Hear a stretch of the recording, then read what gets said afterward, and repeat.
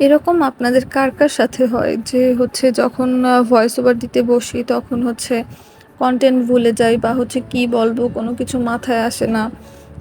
বা হচ্ছে কোনো একটা কিছু নিয়ে বসলাম তখন হচ্ছে আর ওই জিনিসটা হঠাৎ করে মনে পড়ছে না।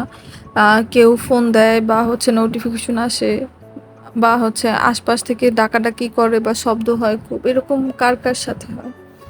আমার সাথে তো খুব বেশি হয়। আসসালামু আলাইকুম এভরিওয়ান, সবাই কেমন আছেন? সবার ঈদের শেষ মুহূর্তের প্রস্তুতি কেমন? এই কেকটা বেশ কিছুদিন আগে করেছিলাম রোজার শুরুর দিকে।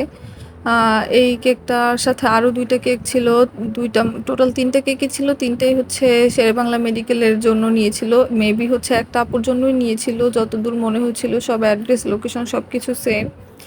আমাদের এখানে মাঝে মধ্যে এরকম কিউট কাস্টমারদের দেখা মেলে হচ্ছে যারা মানে যাদের জন্য হচ্ছে ২ জন ৩ জন করে কেক নেয়। আবার হচ্ছে কিছু আপুরা আমাদের কেক প্রায় সময়ই দেখা যায় যে মাসে ৪ টা ৫ টা করেও নিয়ে থাকেন। আমরা হচ্ছে তাদের প্রতি খুবই কৃতজ্ঞ যে আপনারা আমাদের ভরসা করেন এবং আমাদের পাশে আছেন।